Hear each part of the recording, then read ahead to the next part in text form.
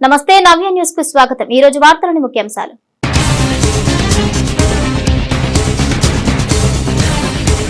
కోలకతాలో మహిళా డాక్టర్ దారుణ హత్యకు నిరసనగా చీరాలలో వైద్యులు వైద్య సిబ్బంది ఆందోళన। పట్టణంలో భారీ ర్యాలీ, నిందితులను కఠినంగా శిక్షించాలంటూ నినాదాలు। విజన్ బాపట్లపై సమగ్ర ప్రణాళిక రూపొందించాలి। బాపట్ల జిల్లా కలెక్టరేట్లో నిర్వహించిన జిల్లా అధికారుల వర్క్షాప్ లో joint collector Subbarao. Supreme court SC వర్గీకరణ క్రిమిలేయర్ చట్టానికి వ్యతిరేకంగా ఈ నెల 21న భారత్ బంద్ కరపత్రాలను ఆవిష్కరించిన ఎస్సీ ఎస్టీ వర్గీకరణ వ్యతిరేక పోరాట సమితి ప్రతినిధులు। కోల్కతాలో మహిళా డాక్టర్ దారుణ హత్యకు నిరసనగా ఇండియన్ మెడికల్ అసోసియేషన్ పిలుపు మేరకు చీరాలలో ప్రభుత్వ, ప్రైవేటు వైద్యశాల వైద్యులు, వైద్య సిబ్బంది పట్టణంలో ప్లకార్డులతో భారీ ర్యాలీ నిర్వహించారు। నిందితులను వెంటనే అరెస్ట్ చేసి కఠినంగా శిక్షించాలని డిమాండ్ చేశారు। కోల్కతాలో మహిళా డాక్టర్ దారుణ హత్యకు నిరసనగా ఇండియన్ మెడికల్ అసోసియేషన్ పిలుపు మేరకు చీరాలలో ప్రభుత్వ, ప్రైవేటు వైద్యశాల వైద్యులు, వైద్య సిబ్బంది పట్టణంలో ప్లకార్డులతో భారీ ర్యాలీ నిర్వహించారు। నిందితులను వెంటనే అరెస్ట్ చేసి కఠినంగా శిక్షించాలని డిమాండ్ చేశారు। బాధితురాలికి, ఆమె కుటుంబానికి న్యాయం చేయాలని వైద్యులు డిమాండ్ చేశారు। ఈ సందర్భంగా పలువురు ఇండియన్ మెడికల్ అసోసియేషన్ చీరాల శాఖ ప్రతినిధులు మాట్లాడుతూ వైద్య నిపుణులకు, ముఖ్యంగా మహిళలకు భద్రత కల్పించేందుకు ప్రభుత్వం కఠిన చర్యలు తీసుకోవాలని కోరారు। ఇలాంటి ఘటనలు ఇలాగే కొనసాగితే వైద్యులు సురక్షితమైన వాతావరణంలో పనిచేయడం కష్టమవుతుందని తెలిపారు। సరైన భద్రతా ప్రమాణాలు లేకపోవడం వల్లే ఇలాంటి ఘటన జరిగిందని, డ్యూటీలో ఉన్న వైద్యురాళ్లకు భద్రత కల్పించాల్సిన బాధ్యత ప్రభుత్వంపై ఉందని డిమాండ్ చేశారు। ఇలాంటి ఘటనలు పునరావృతం కాకుండా బాధ్యులపై కఠిన చర్యలు తీసుకోవాలని కోరారు। కాగా వైద్య విద్యార్థినిపై హత్యను ఖండిస్తూ నేటి ఉదయం 6 గంటల నుండి రేపటి ఉదయం 6 గంటల వరకు 24 గంటల పాటు అత్యవసర సేవలు మినహా అన్ని వైద్య సేవలను ప్రైవేటు వైద్యశాలలు నిలిపివేసినట్లుగా వైద్యులు తెలిపారు। పిలుపు ప్రకారం యావత్ భారతదేశంలో డాక్టర్స్ అందరూ ఈరోజు మార్నింగ్ 6 o'clock నుంచి రేపు మార్నింగ్ 6 o'clock వరకు అన్ని వైద్య సేవలు ఆపివేయడం జరిగింది, ఎక్సెప్ట్ ఫర్ ఎమర్జెన్సీస్ అన్ని హాస్పిటల్స్లో నేషనల్ వైడ్। ఇది ఎందుకంటే ఆర్జీకర్ మెడికల్ కాలేజ్లో ఒక లేడీ పోస్ట్ గ్రాడ్యుయేట్ స్టూడెంట్ మీద ఎంతో అమానుషంగా రేప్ అండ్ మర్డర్ జరిగింది। సో దానికి నిరసనగా వ్యక్తం చేస్తూ ఈ రోజు వరకు కూడా పూర్తిగా ఆ కల్ప్రిట్స్ ఎవరు అనేది వాళ్ళని అరెస్ట్ చేయటం కూడా జరగలేదు। రెండోది, మేము మా తరపు నుంచి డిమాండ్ ఏంటంటే వీ వాంట్ ఇమీడియట్ జస్టిస్, ఇమీడియట్గా కల్ప్రిట్స్ అందరినీ పట్టుకుని సపరేట్గా లీగల్ సెల్ అనేది ఫామ్ చేయాలండి। ఈ ఇష్యూకి సిబిఐ ఇన్వెస్టిగేషన్ కూడా స్పీడప్ చేసేసి సపరేట్గా లీగల్ సెల్ ఫామ్ చేసేసి ఆ కల్ప్రిట్స్ అందరికీ ఇమీడియట్గా యాక్షన్ తీసుకోవాలి। ఇట్ షుడ్ నాట్ ఇయర్స్ తరబడి యాక్షన్ అనేది చేయకూడదు, ఇమీడియట్గా యాక్షన్ తీసుకోవాలని చెప్పి ఈ డాక్టర్స్ అందరం కోరుకుంటున్నాము। రెండోది ఏంటంటే నేషనల్ ప్రొటెక్షన్ యాక్ట్ 2008 దాని ప్రకారం కూడా దాంట్లో కూడా కొన్ని డాక్టర్స్కి ప్రొటెక్షన్, దాంట్లో కూడా దాని అమెండ్మెంట్స్ అనేది కూడా తీసుకురావాలి। రెండోది వర్క్ ప్లేస్లో lady doctors especially we need some rooms, rest rooms కానీ సపరేట్గా వర్క్ చేయడానికి కానీ రెస్ట్ తీసుకోవడానికి కానీ ఆ రూమ్స్, ఆ సేఫ్టీ అదంతా కూడా అప్గ్రేడ్ చేయాలండి। ఏజీ మెడికల్ కాలేజ్ కోల్కతాలో జరిగినటువంటి అమానుషమైనటువంటి ఘటన, సెకండ్ ఇయర్ పీజీ చదువుతున్నటువంటి విద్యార్థిని చాలా అత్యంత దారుణంగా, క్రూరంగా చంపినటువంటి ఘటనలో వైద్య లోకం మొత్తం దేశమంతటా అట్టుడికిపోతుంది। వైద్యశాలల్లో రక్షణ, వైద్య సిబ్బందికి రక్షణ కల్పించడంలో, చట్టాలు చేయడంలో కొద్దిగా నిర్లక్ష్య వైఖరి వహిస్తున్నటువంటి చట్టాలను కొద్దిగా సవరణ చేయాలని చెప్పేసి ఈరోజు ఇండియన్ మెడికల్ అసోసియేషన్ ఆధ్వర్యంలో, అట్లానే గవర్నమెంట్ డాక్టర్స్, నర్సింగ్ స్టాఫ్, అట్లానే ప్రజా సంఘాలు, వివిధ నాయకులు ఈ ఘటనను తీవ్రంగా ఖండిస్తూ ఉన్నాయి। ఇది కేవలం ఒక వైద్యులపై జరిగినటువంటి దాడినే కాకుండా మహిళలపై జరిగినటువంటి దాడిలాగా దీన్ని చూడాల్సినటువంటి అవసరం ఉంది। తర్వాత ఆగస్టు 14th దేశమంతటా, 15th అందరూ దేశమంతటా స్వతంత్రం జరుపుకుంటున్నటువంటి ముందు రోజు 14వ తారీఖు అదే మెడికల్ కాలేజ్ మీద 5,000 మంది నుండి 7,000 మంది దాడి చేసినటువంటి ఘటన జరిగింది। ఎప్పటి నుండో మనం కోరుకుంటూ ఉన్నాం, వైద్యుల వారి యొక్క వృత్తిని సక్రమంగా నిర్వహించడానికి వైద్యశాలల్లో తగిన పటిష్టమైనటువంటి రక్షణ చర్యలు కావాలని కోరుకుంటూ ఉన్నాం. మనం చూసాం కోవిడ్ టైంలో అందరూ వైద్యులు కూడా వారి యొక్క ప్రాణాలకు తెగించి. బాపట్ల జిల్లా కలెక్టరేట్ లో జిల్లా సంయుక్త కలెక్టర్ సుబ్బారావు అధ్యక్షతన అన్ని శాఖల జిల్లా అధికారులకి ఒక్కరోజు పాటు వికసిత్ ఆంధ్ర కార్యక్రమంపై వర్క్ షాప్ నిర్వహించారు. విజన్ బాపట్లపై సమగ్ర ప్రణాళిక రూపొందించాలని బాపట్ల జిల్లా సంయుక్త కలెక్టర్ సుబ్బారావు తెలిపారు. వికసిత్ ఆంధ్ర కార్యక్రమంపై అన్ని శాఖల జిల్లా అధికారులకు ఒకరోజు వర్క్ షాప్ బాపట్ల జిల్లా కలెక్టరేట్ లో జరిగింది. ఈ సందర్భంగా జిల్లా సంయుక్త కలెక్టర్ సుబ్బారావు మాట్లాడుతూ ప్రజల తలసరి ఆదాయం పెరిగేలా సహజ వనరుల సద్వినియోగంపై అధికారులు దృష్టి సారించాలని చెప్పారు. అభివృద్ధి పెరుగుదల ఉండాలని లక్ష్యాలను చేరుకునేలా ప్రణాళిక సిద్ధం చేయాలన్నారు. పెరుగుతున్న జనాభాకు తగినట్లుగా భవిష్యత్తులో ఉత్పత్తి రంగాల ఉత్పాదకత ఉండేలా చూడాలన్నారు. ఇందుకోసం విజన్ బాపట్ల ఉండాలని వివరించారు. భావితరాలకు మంచి భవిష్యత్తు ఇవ్వాలని లక్ష్యంతో అధికారులు పనిచేయాలని వారిలో ఆయన స్ఫూర్తి నింపారు. డెవలప్ ఇండియా మిషన్ లక్ష్యంతో కేంద్ర ప్రభుత్వం ముందుకు వెళ్తోందన్నారు. జీడీపీలో భారత్ 3.9 ర్యాంకుతో ప్రపంచంలో 5వ స్థానంలో ఉందన్నారు. జీడీపీలో ఆంధ్రప్రదేశ్ 2.19% ఉందన్నారు. 2030 నాటికి సుస్థిరాభివృద్ధి 2047వ సంవత్సరానికి జీడీపీ పెరుగుదలతో భారత 3వ స్థానానికి చేరడమే లక్ష్యమన్నారు. ఆహార కొరత ఏర్పడటంతో 1950లో ఆనాటి ప్రభుత్వం అప్పటి అధికారులు కలిపి పంచవర్ష ప్రణాళికను ప్రవేశపెట్టడంతో భారత్ అభివృద్ధి బాటలోకి వచ్చిందన్నారు. గత అనుభవాలు భవిష్యత్ అవసరాలను పరిగణలోకి తీసుకుని భావితరాలకు మంచి భవిష్యత్తు ఇవ్వాలనే లక్ష్యంతో పనిచేయాలని మార్గనిర్దేశం చేశారు.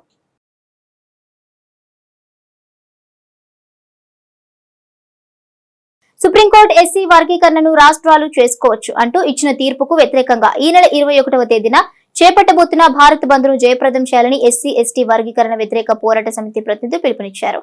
చీరాల డాక్టర్ అంబేద్కర్ భవన్ ప్రాంగణంలో ఏర్పాటు చేసిన విలేకరుల సమావేశంలో భారత్ బంద్ కు సంబంధించిన గోడ పత్రికను ఆవిష్కరించారు.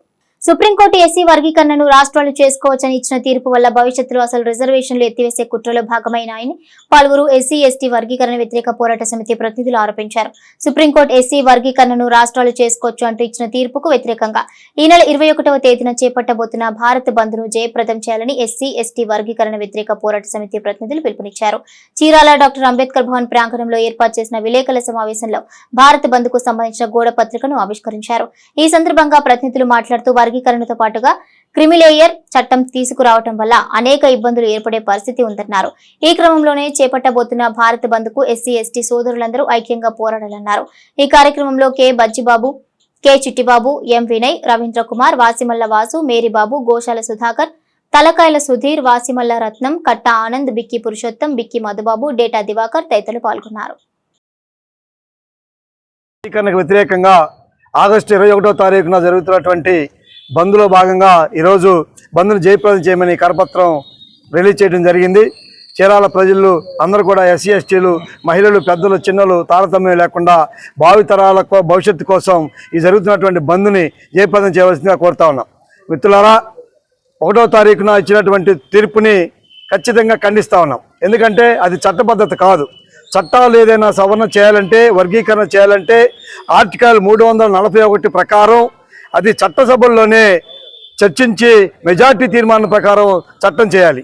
దాన్ని రాజ్యసభ అంగీకరించాలి. ఆ తర్వాత రాష్ట్రపతి ఆమోద ముద్రతో మాత్రమే ఏదైనా అది అంశం బయటికి రావాలి.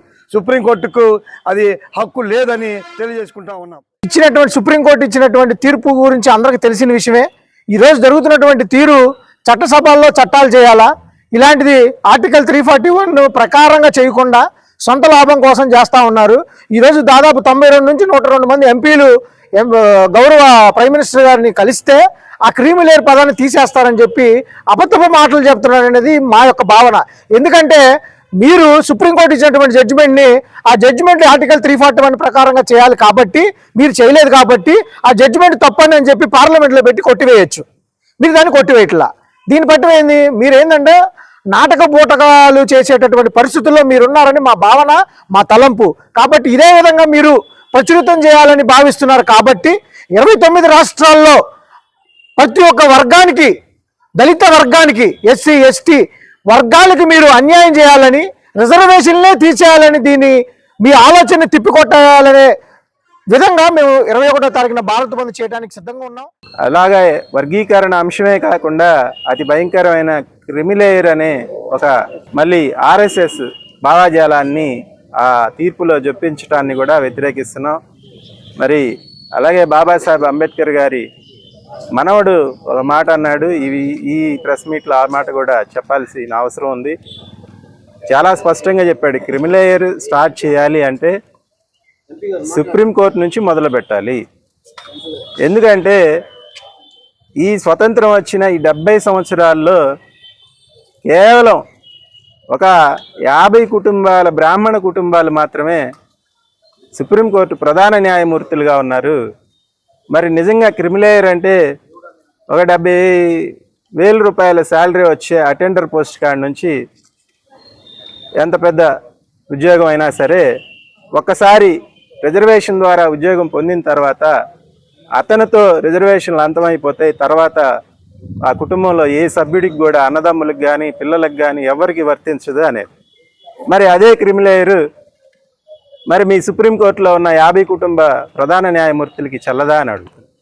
అలాగే ఈ దేశంలో ప్రధానమంత్రులుగా ఉన్న కుటుంబ వ్యక్తులకి చెల్లదా అని అడుగుతుంది. అలాగే ఎంపీలు ఎంతమంది తాతల కాడ నుంచి వాళ్ళ బాబుల కాడ నుంచి పిల్లలు ఎలా అయితే ఒకటి తర్వాత ఒకడు ఎలా గెలుస్తున్నాడో, అలాగే ఎమ్మెల్యేలు వాడిపోతే వాడు అన్న, వాడిపోతే వాళ్ళ తమ్ముడు, వాళ్ళ కొడుకు ఎట్లయితే వస్తున్నారో మరి దీనికి క్రిమిలేయర్ వర్తించదా అని మేము అడుగుతాం. చరిత్రలో నేటి ముఖ్యమైన ఘటనలను ఓసారి చూద్దాం.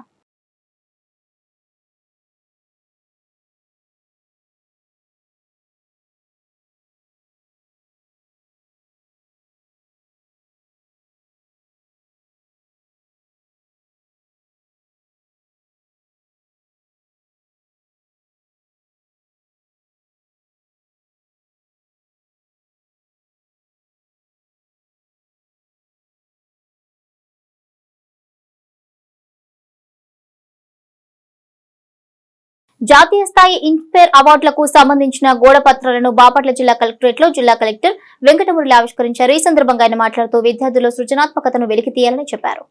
ఇన్స్పైర్ అవార్డులకు విద్యార్థులు దరఖాస్తు చేసుకోవాలని బాపట్ల జిల్లా కలెక్టర్ వెంకటమురళి తెలిపారు. జాతీయ స్థాయి ఇన్స్పైర్ అవార్డులకు సంబంధించిన గోడపత్రాలను బాపట్ల జిల్లా కలెక్టరేట్ లో జిల్లా కలెక్టర్ వెంకటమురళి ఆవిష్కరించారు.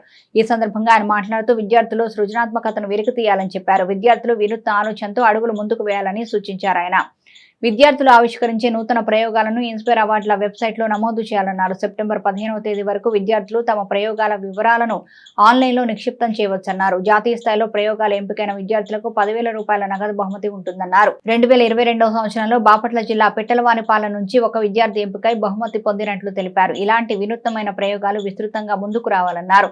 ఈ కార్యక్రమంలో జిల్లా రెవెన్యూ అధికారి సిహెచ్ సత్యబాబు, జిల్లా ఇన్ఛార్జి డిఈఓజీ వెంకటేశ్వర్లు, ఆర్డీఓజీ రవీందర్, జిల్లా సైన్స్ అధికారి ఎండి సాదిక్ తదితరులు పాల్గొన్నారు. మన జిల్లా జనాభా ప్రాతిపదికన మనకి 318 మందిని సెలక్షన్ చేయలేదు సార్. అందులో ఎట్లా అంటే ఏది మనకి ఇచ్చిన డైరెక్షన్ ఏది 318 మంది చేయండి.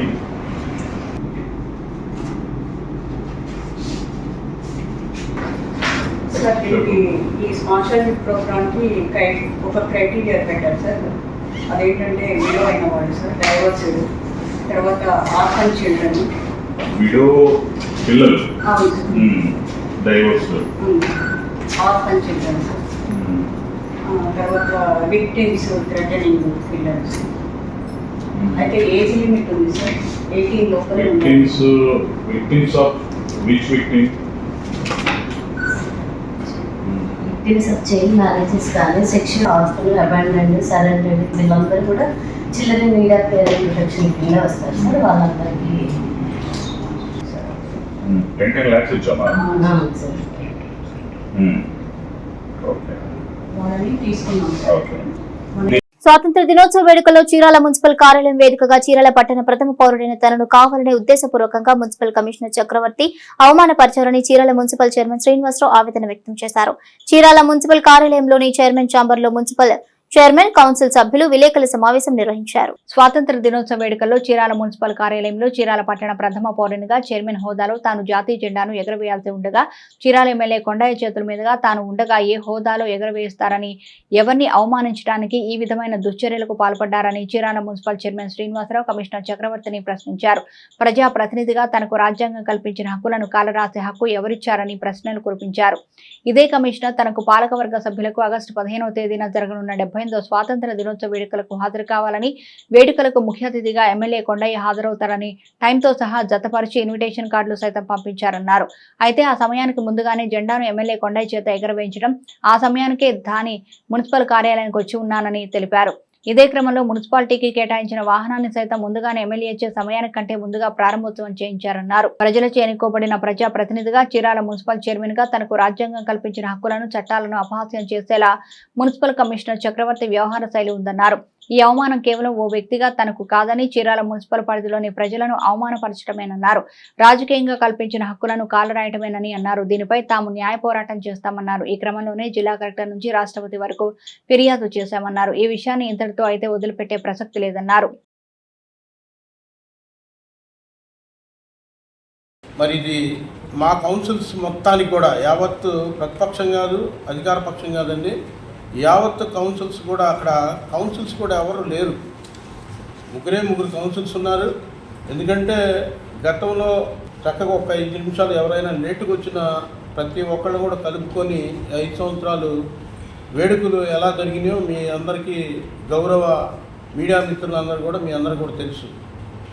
ఈరోజు మరి నిన్న జరిగినటువంటి కార్యక్రమాల్లో మరి అధ్యక్షుడు ఈ కార్యక్రమాన్ని వహించవలసినటువంటి గౌరవ మరి చైర్మన్ గారు లేకుండా ఈ కార్యక్రమాన్ని నిన్న నిర్వహించడం అనేది కమిషనర్ గారు, మేము కౌన్సిల్ మొత్తం కూడా అవమానం పరిచినట్టు మేము భావిస్తూ ఉన్నాం. ఇది కావాలనే కుట్రకోణంలో జరిగిందే తప్ప వేరే ఏం కాదు. మరి దీనికి ఖచ్చితంగా మూల్యం చెల్లించుకోవాలా. దీనికి సంబంధించినటువంటి మేము కౌన్సిల్స్ అందరూ కూడా మీ ద్వారా ప్రజలకు తెలియజేయటానికే ఈరోజు ప్రెస్ మీట్ పెట్టడం జరిగిందని మీ సభాముఖంగా తెలియజేస్తూ, మరి పెద్దలు రిపేర్ చేసేదానికి లేడర్ కూడా 40 లక్షల రూపాయలతో నూతన యంత్రాన్ని తెప్పించడం జరిగింది.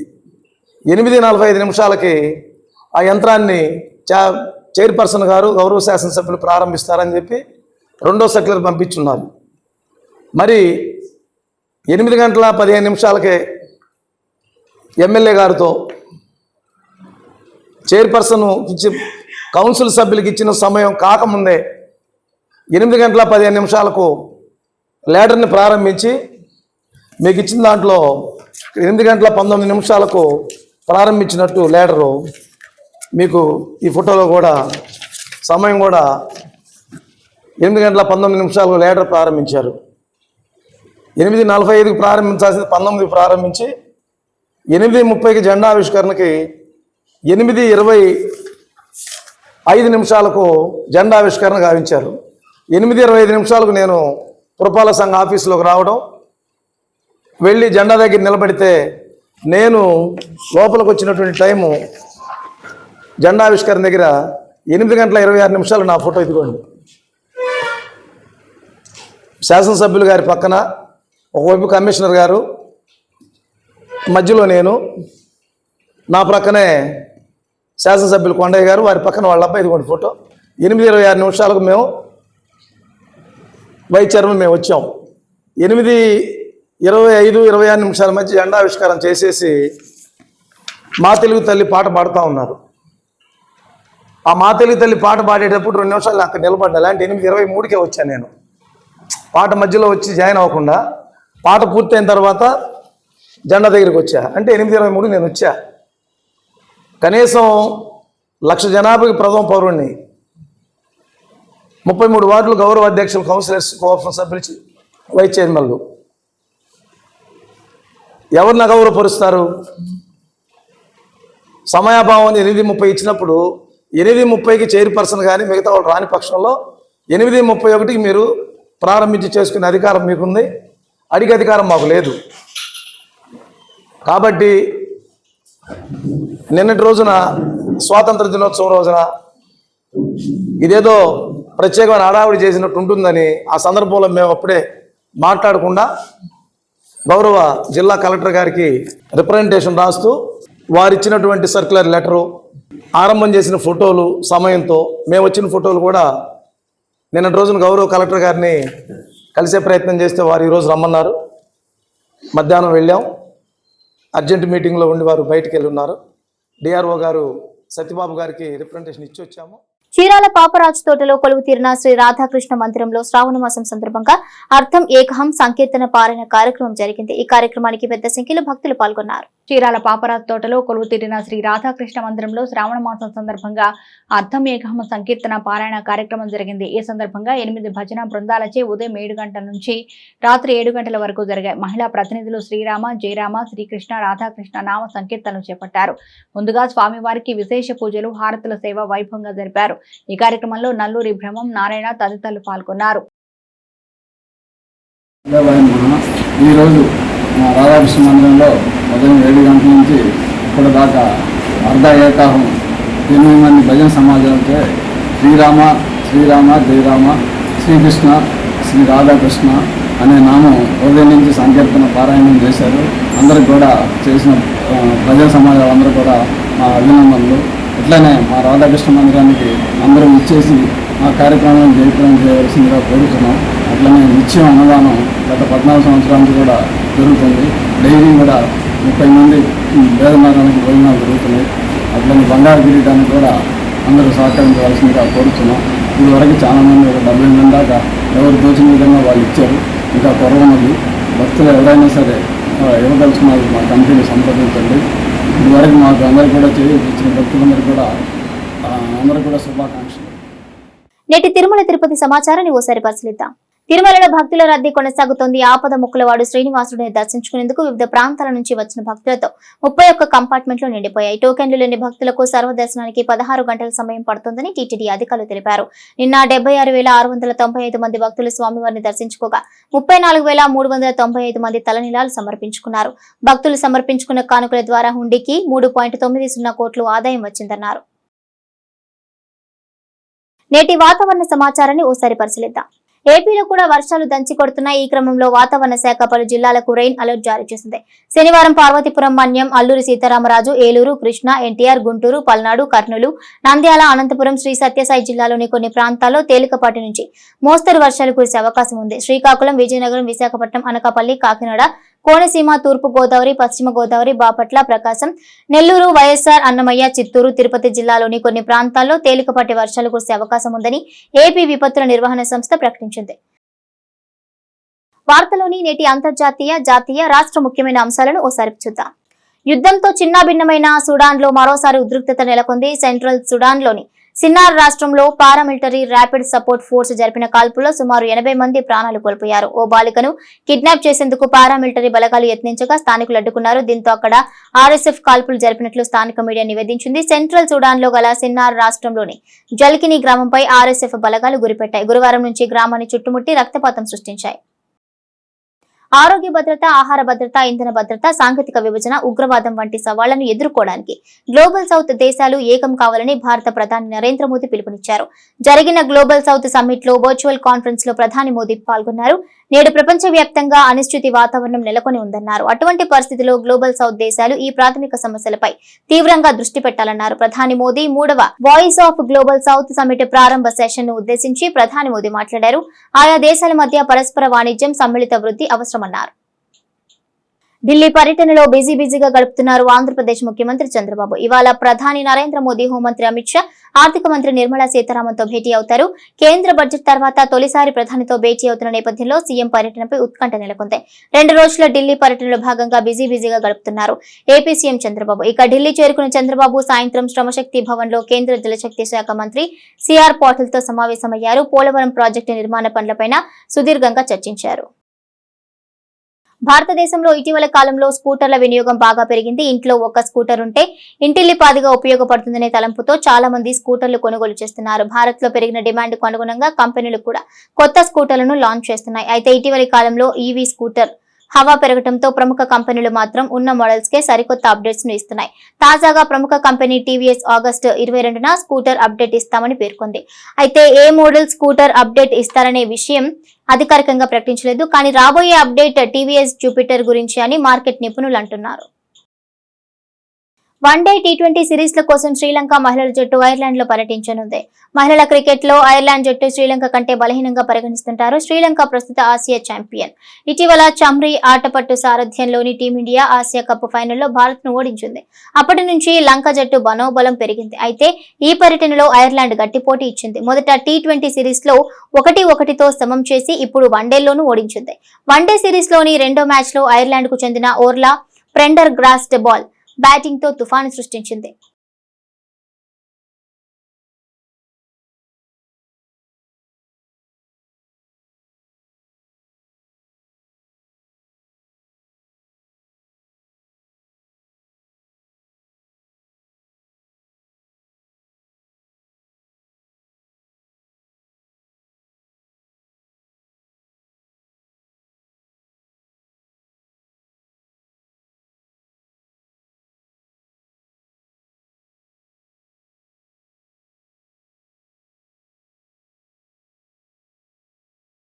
నవ్య న్యూస్ ముగించే ముందు ముఖ్యాంశాలు మరోసారి.